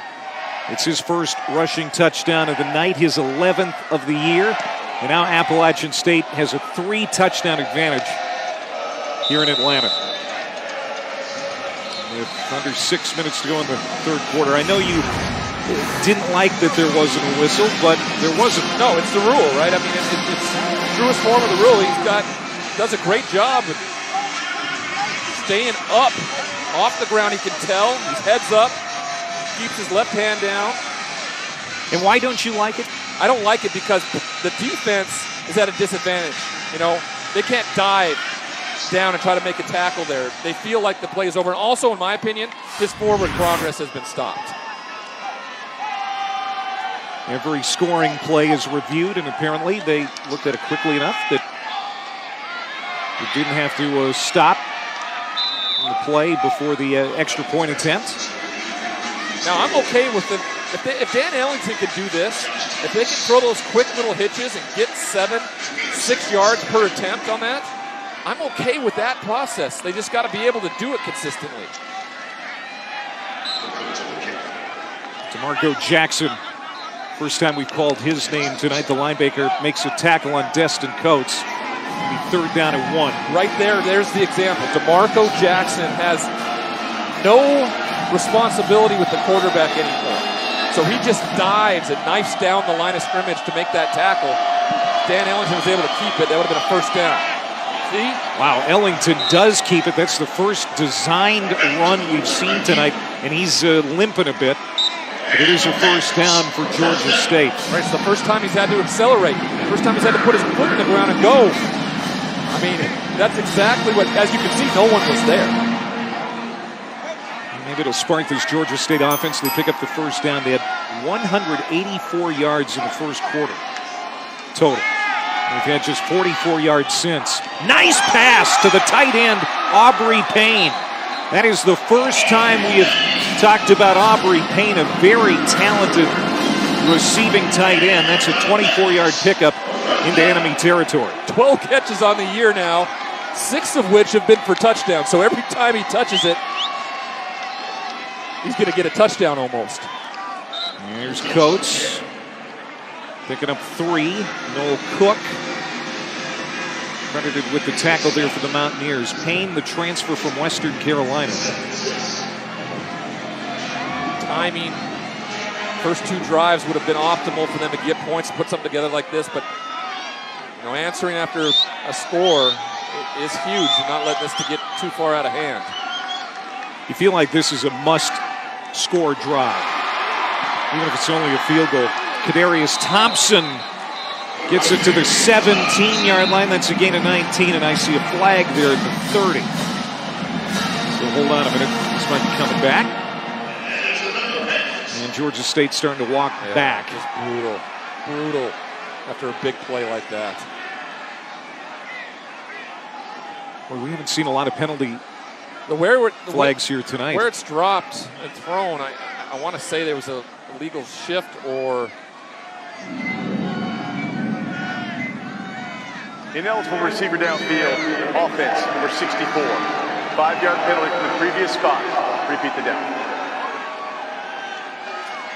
That's on the right guard, Pat Bartlett, who has barely missed a snap this year. He's been one of the stalwarts up front. All right, you watch the right guard here. Line of scrimmage is just past. That is a nitpicky call, let me tell you. I think that sometimes an official, I feel, who hasn't thrown a flag or something, is just sitting there watching for something. Well, we've seen just 3 penalties tonight, and that's the second on Georgia State. I need some work tonight, boys. I'm going to throw this flag. Here's Ellington being chased from behind. Ball came out. That's going to be an incomplete pass, I would think. Yes, it is. Demetrius Taylor was right on the back of Ellington, and again, he doesn't have full acceleration because he's playing on that ACL tear.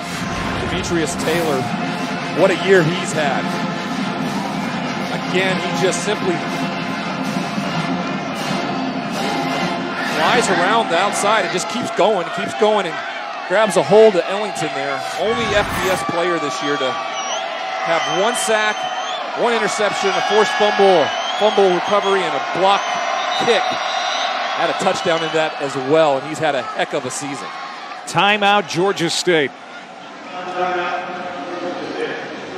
ahead of this 3rd down and 11. And again, Dan Ellington really giving it the old college try here tonight. It's been a tough night for him, especially after the first quarter. Let's take a look at our AT&T best performer. And this catch by Sutton in the first quarter. Kicked up the back of his heel, then his other foot, then his elbow, and then into his hand. And then Darrington Evans staying up, knew he wasn't down, and went to the house. Everyone on the Georgia State defense quit. Evans did not, and that makes it a 21-point lead for Appalachian State. Good numbers for Sutton. Yeah, he's had a heck of a night. 7 catches, 149 yards, 2 touchdowns. First App State 100-yard receiver this season. That's hard to believe. Ellington, incomplete. Thompson couldn't haul it in, and good coverage again by the App State cornerbacks, this time Gene Charles.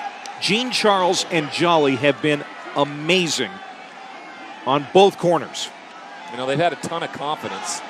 That allows you to do a lot, and they're not calling it very close. Gene Charles got his hands in there a little early, but...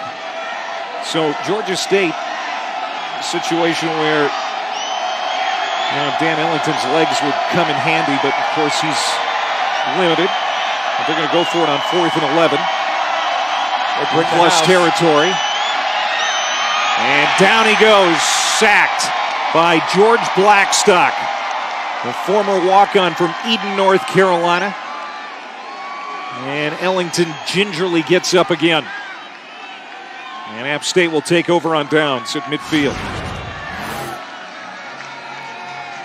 Ted Roof just does what he does best here. He brings pressure for a guy that's not going to be able to do anything outside the pocket if your first wide receiver isn't open. And when he wasn't, Ellington just has to eat it. You know, on 4th down, you want to give a chance, at least throw it up in the air. If hope a DB makes a mistake and intercepts it, and turns into a punt. All the credit in the world goes to Dan Ellington for wanting to be in this game on a bum knee. But you begin to think that it might be time for Georgia State, if they're going to have any chance to come back in this game, to maybe make a change of quarterback just to see what happens. Well, you limit your playbook, and Brad Glenn isn't able to do what he's been able to do all year long in his play calling. And he even said that to me, you know, am I doing my team a disservice by not putting in a guy that can run the football as well? Because that's what he calls. He calls for a dual threat. Dan Ellington has rushed for 603 yards this season, plus the 1,800 he's thrown for. You know, that's with the loss of Seth Page. It's 1,000 yards in rushing offense they've lost because you can't run the football tonight.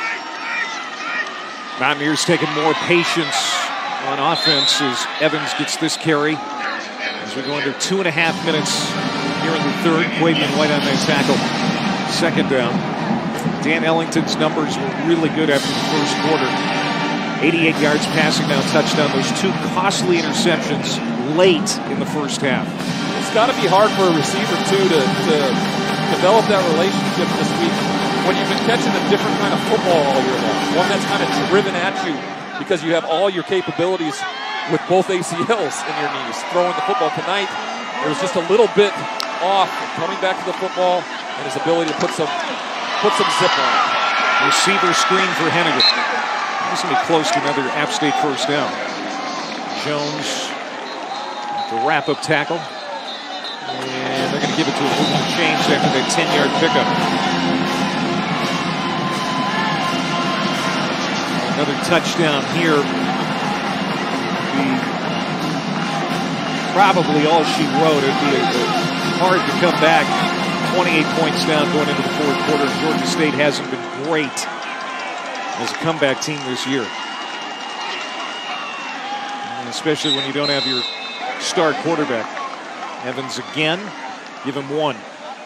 You talk about the Appalachian State team and the Georgia State team. Tonight, Georgia State will be out of contention for the division, but Appalachian State keeps moving up the ladder. They don't clinch with a win tonight, but they get closer and closer to a possible rematch with the Ragin' Cajuns at the end of the season. You're going to host Texas State next week in Boone. Now the Bobcats are a team that's kind of hard to figure out. They beat Georgia State in 3 overtimes. They also have a hard road game against Troy to close out the regular season. Churning Evans to the 24, 3rd down. So an update on the group of 5 teams in contention for that New Year's 6 game. Cincinnati embroiled in a tough one tonight. Memphis, Boise State, and we could take Navy off the list. We had them on earlier, but Navy lost today at Notre Dame. So it seems to be, down to these 5 teams who will represent the group of 5 in the Cotton Bowl. Yeah, it is. And Boise State's, after that loss to BYU, are getting right back in an opportunity. We go to the fourth quarter in Atlanta. 42-21. Number 25, App State, leading the way.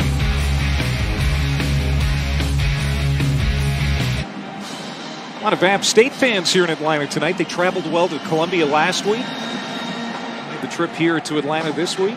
And they like how this is shaping up heading to the fourth quarter. You can see that Georgia State came out like a house of fire in the first quarter, but nothing since the end of the first. Here's App State with a 3rd down and 5. The 24 of Georgia State. There's Sutton again. He's got the hat trick. His 3rd touchdown catch of the game. Another miscommunication in the defensive backfield. Cover 2. Corner rolls up, and Corey Sutton just runs right by him. The safety gets held inside and never gets over. Watch here as that safety just hangs inside, and he watches Corey Sutton the whole way. Just caught him in that little hole. Corey Sutton has had a heck of a football game tonight. Zach Thomas giving him every opportunity. 4 touchdown passes now for Thomas. Also has a rushing touchdown, but Corey Sutton, 3 touchdown catches. He's got 173 yards on just 8 catches tonight. Yep. He's been the big play guy like everybody wanted. Mountaineers starting to roll here in Atlanta.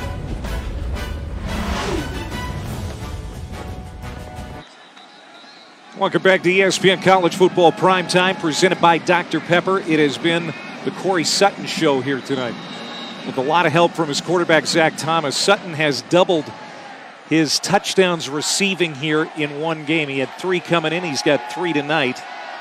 And a career high in receiving yards, 173. It's been a balanced attack, though, for App State, passing and rushing. But now we got to talk about the quarterback situation for Georgia State, because Cornelius Quad Brown is coming in. Dan Ellington gave it a great effort here tonight. He was great in the first quarter, but second and third quarter, not so much. Well, there's that energy, that emotion that comes with, when the guy doing the thing that nobody expected or thought could do it steps out there on the field. And, you know, I mentioned Karate Kid. Daniel LaRusso's going to fight. You know, it's that emotion. Everybody was excited. And when that kind of ran out of the balloon, as a head coach, you got to know your audience, know the room. And Quad Brown, I think, probably should have gotten an opportunity much earlier. True freshman from Birmingham, Alabama. Hands off to Trey Barnett. We thought early in the week that this was going to be his first career start. That didn't happen. As Dan Ellington, even though he's got that torn ACL, decided he could go. And he played the entire second half last week after Ellington got hurt in the game in Monroe, Louisiana. Barnett stacked up. That'll be a loss on the play. E.J. Scott with the tackle at the line. If I'm Brad Glenn there on first and second down, Brown's carrying the ball for me, all right? The one thing that they haven't been able to protect against is the quarterback running the football. So get that involved early, right? Put that on him, make him honor it, and then maybe you can get in a big explosion on second or third down. Now they're in a position with a young quarterback that have to throw the football most likely. And no, they run it with Barnett, and App State was ready for it. Now, they have really done a great job against the run game since the end of the first quarter. Demetrius Taylor will get credit for that stop. And that is a 3-and-out for Georgia State's offense. The 7th 3-and-out for the Panthers tonight. 42 unanswered points by the Mountaineers. And you got to give Coach Eli Drinkwitz and this football team for, you know, overcoming adversity, right? On the road. Yeah. You know, everything was about them all week long. Georgia State was fired up, inspired by the fact that their starting quarterback was going to play, even though he's hurt, and builds a 21-7 lead, but it's been all Appalachian State since then.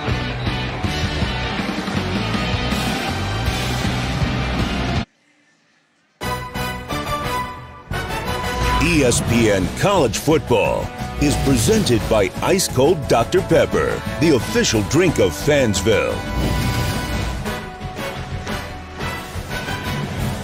Loved watching Chipper Jones play. Safe to say he was the most popular Brave during the Turner Field years in the Hall of Fame. He played his last game in this building in 2012. Now it is known as Georgia State Stadium. This is the third year Panthers call this their home. They've done a great job repurposing this stadium. Jacob Huseman has come in to play quarterback for Appalachian State. So both teams using their backup quarterbacks here in the fourth quarter. Huseman hands off. Big run. It's Darrington Evans to the sideline, gets to the 30, and he'll walk out. He was escorted to the line by White. Big run for Darrington Evans. Give him 32. Looked like it was going to be a different kind of football game. Georgia State has never beaten App State. In fact, every game they've played, they've lost by more than 28. Up 14 in the first quarter, but now that number looks right on the money. App State ahead 28 points. Well, Darrington Evans had 127 yards rushing against Georgia State in Boone last year. He's got 131 tonight and a touchdown. Huseman hands off again. This is Anderson getting a turn. Raekwon Anderson to the 5-yard line. And he was just moved from wide receiver to running back because they've got injuries. Cam Peoples, Datrick Harrington, both out for the year, so they needed some depth. And we probably didn't expect to get a lot of carries if the game was close. It's not now, and he gets a shot there and proves himself worthy. You get these guys that, you know, are sitting on the bench all year long, and they get opportunities to play in these kind of football games. They're fresh, they're excited, you know, they're focused, and they're ready to go, and we're seeing it here on this drive. Anderson again after that 25-yard pickup, stumbles a bit. That's going to be a minimal gain. Second down and goal to go. But Appalachian State, they've had some explosive plays tonight. 8 plays of 20 yards or more. You know, and that's what Eli Drinkwitz was looking for this week. He wanted to see Appalachian State has set the bar in the Sun Belt. 56-21. The Mountaineers leading here in Atlanta.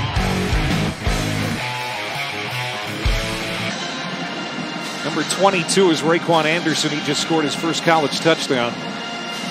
Even the backup players playing well for the Mountaineers tonight. The number 25 team in the country got behind 21-7 to Georgia State here in Atlanta in the first quarter, but App State has outscored the Panthers 49-0 since that point. You call a what?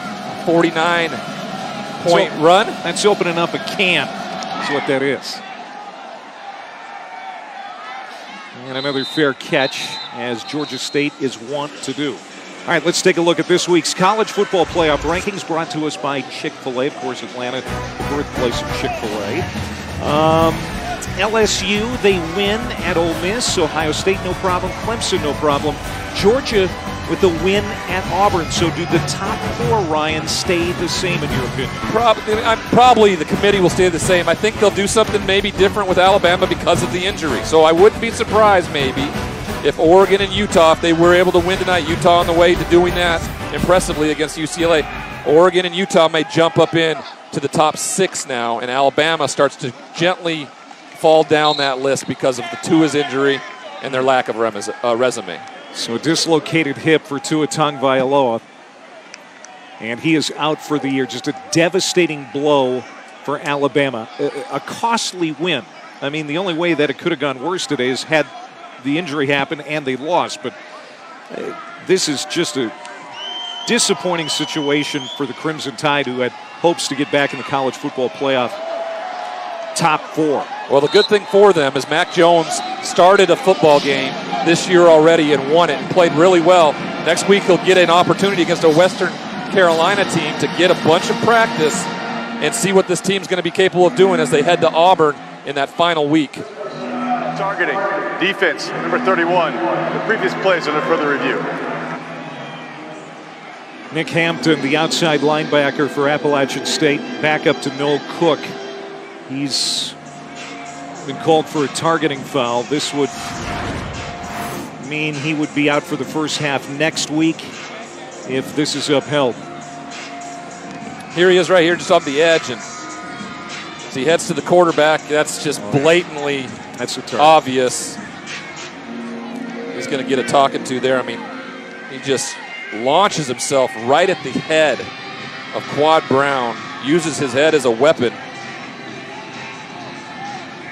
Welcome to college football, young man, and we'll see you later. It was called on the field of targeting, and if it's confirmed, he will be out of this game and then out for the first half of next week's game. You know, you get an opportunity to play in a game like this, right? You don't get to play much, and you get a chance. You got to go out and do the right things if you want more playing time from your head coach. Here comes the call from Jason Autry. After further review, the ruling of targeting is confirmed. Number 31 for Appalachian State is disqualified. It's a 15-yard penalty added to the end of the run. Automatic first down, Georgia State. So Nick Hampton will head to the locker room early, and he will not be involved in the game against Texas State next week in the first half.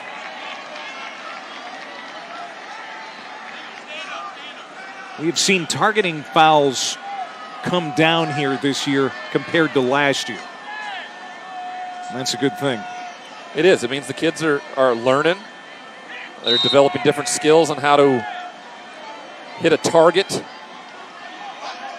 without using the head or going to the head. Tipped and nearly intercepted. 3 turnovers tonight for Georgia State. Caden Smith got a hand on that one and sent it airborne. Lands incomplete. Well, Tuesday at 7 Eastern on ESPN and the ESPN app, the aforementioned college football playoff top 25 rankings revealed. 7 Eastern.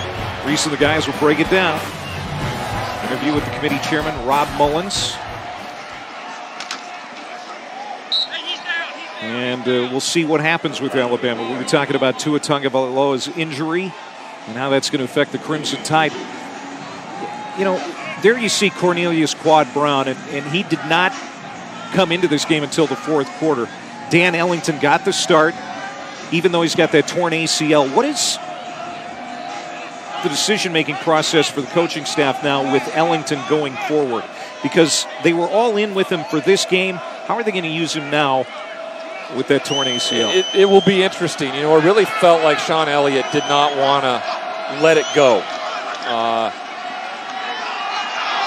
Brown showing off his arm strength, some contact in the secondary. No penalty flag, even though Georgia State wanted one. It was intended for Thompson. I really feel like Sean Elliott, the head coach for Georgia State, really wanted to do good by Dan Ellington. And here on that play here, you really look at they're kind of hand fighting with one another. I think it's a pretty good no call by the officials. They're kind of like everybody else right now. Kind of want to probably get out of here. Fourth down and it's a punting situation for the Panthers. We need you still for another 9:25, Rhino. I'm locked in. I think Ellington, now that they can't win the division, maybe he considers having surgery and shutting it down for the season. But I mentioned that in the open, and we'll talk more about that when we come back. But this Appalachian State team has really responded. Dan Ellington going to have to sit the rest of this one out.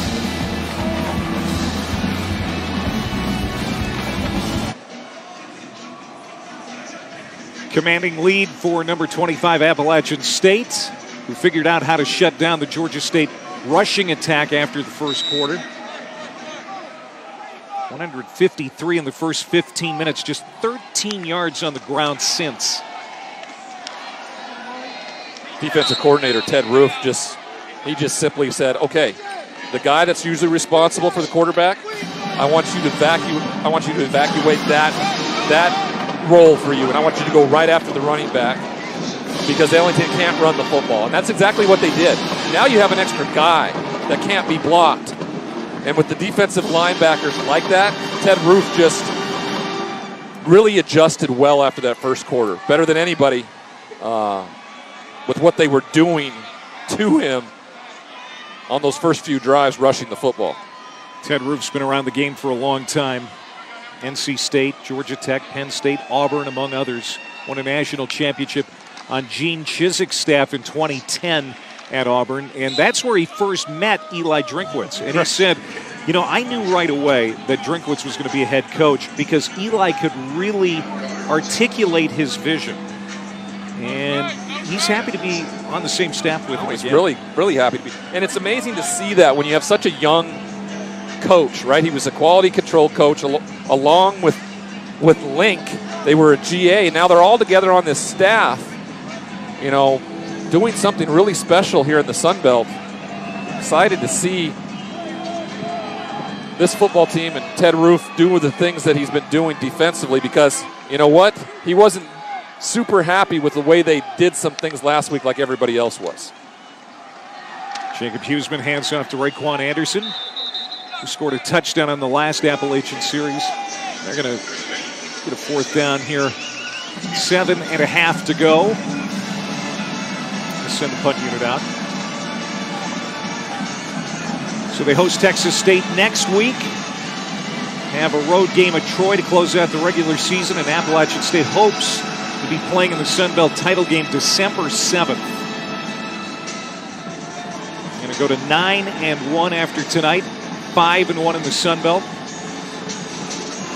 They had that big win at South Carolina last week, bouncing back from their only loss against Georgia Southern. It was impressive to see how they bounced back from that last week, and then to keep it going here in a tough place to win.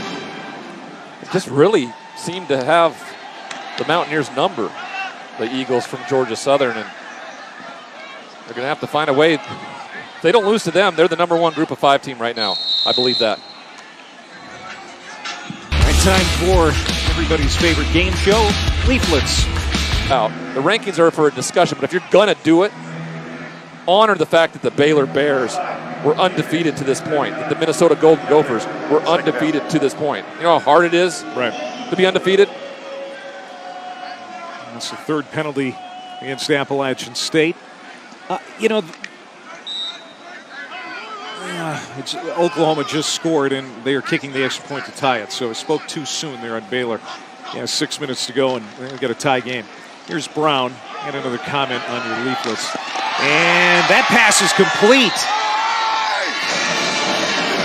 Quad Brown with a nice completion to the 20-yard line, hooks up with Kadarius Thompson for 34 yards, and that's got to be an inspiring vision there. Watch him be able to step into his throw. You see that? That's a little bit of a difference than what Dan Ellington was able to do, and the ball keeps going and allows Thompson, the speedster freshman, to get up there and run.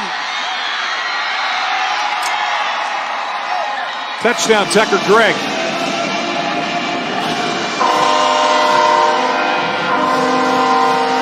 Backup running back for Georgia State gets the Panthers in the end zone.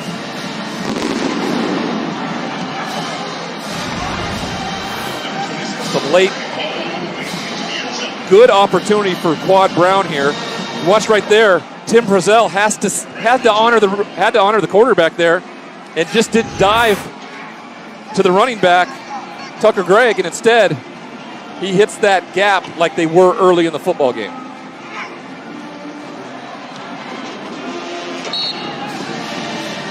First touchdown of the year for Gregg. The extra point is no good from Barry Brown, backup kicker. 56-27 with 5:35 to go, but Quad Brown with some offense for the Panthers in that quarterback spot. Well, tonight on ESPN and the ESPN app after Arizona-Oregon, stick around for SportsCenter with Linda and Stan. They're going to tell you how Tua's injury is going to affect the playoff race, plus the Pac-12's chances to get into that playoff, and reactions and reporting from Colin Kaepernick's workout, which was happening a little bit south of where we're at here tonight in Atlanta. Didn't go well. I think that's probably the best way to put it. So that's SportsCenter, 1:30 Eastern time. Tua's injury today, I think, really opens the door for one of those Pac-12 teams now. Yeah. Oklahoma's going to have a say in this. Baylor's going to have a say in this. But I really think the way the committee's ranked teams right now, that injury could really play a huge part in what the Pac-12 does the rest of the way. Some irony there when you think about the fact that the SEC seemed to slam the door shut week one when Auburn beat Oregon. And everybody thought, well, maybe the Pac-12 will not be a factor in the college football playoff race. Now at the end of the year, an SEC team's injury to their starting quarterback may bring Oregon back into the top four. Well, it's going to have a discussion, right? The committee's going to have to discuss it. It plays into it. You're talking about one of the best players in college football, if not the best quarterback out there, is going to be absent now the rest of the season. And they're not going to be a conference champion. They're not going to have that opportunity to put on their resume. They're only going to have one top 25 win possibly if they get over Auburn on the final weekend of the year in the Iron Bowl. So, I mean, there's a lot to be still materialized in college football. Come out in the wash and be ironed out for sure. What I found to be true right now is that LSU, Clemson, and Ohio State are by far the three best teams in the country. And now the question is, who does the committee let in as the fourth? I would agree with that. Anderson with a 9-yard carry. Zach Thomas over on the sideline. His night is done. We met with him yesterday, and he is a very confident young man from Alabama. 4 touchdowns passing, 1 rushing touchdown. He did throw the interception, but it happened early, and it didn't hurt the team at all. No points off that turnover for Georgia State. App State kind of swept it under the rug.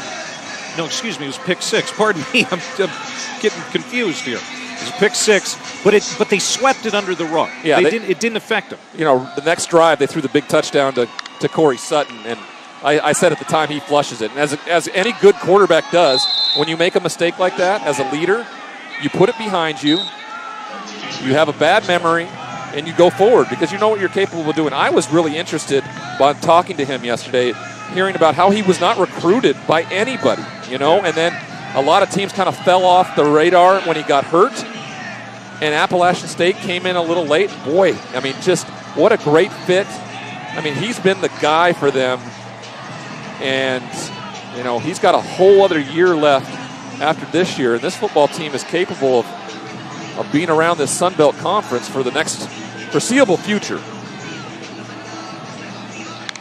He's going to go to 19-3 as this team's starter over the last 2 years. The backup players getting in here for the Mountaineers as Huseman is complete to Wells. And think about Zach Thomas and some of the places where he has played well and won games. Took Penn State to overtime last year in Happy Valley. He has wins in Chapel Hill, in Columbia, South Carolina over an SEC team. He's very impressive. He's just got to figure out how to beat the Eagles of Georgia Southern, and that will clip that off his resume. 2 of his losses, right? That 18-3 record, 2 of his losses, Georgia Southern, the other Penn State. Pretty darn good. One of those losses, though, he was knocked out early, and it did go against his starting record, but he really didn't factor much in that game. As Anderson gets another carry to the 40-yard line. But Zach Thomas, Sun Belt Offensive MVP last year, you think that there's a really good chance he's going to win that award 2 years in a row. Yeah, he's put himself in a great position. He might have to fight his teammate for it, actually. Darrington Evans has been another example of last year. What they did is they shared it, right? Zach Thomas won the Offensive Player of the Year in the conference, and Darrington Evans won the MVP of the Sun Belt Conference Championship. So maybe that's what they do. They just kind of exchange these awards in the offseason. Darrington Evans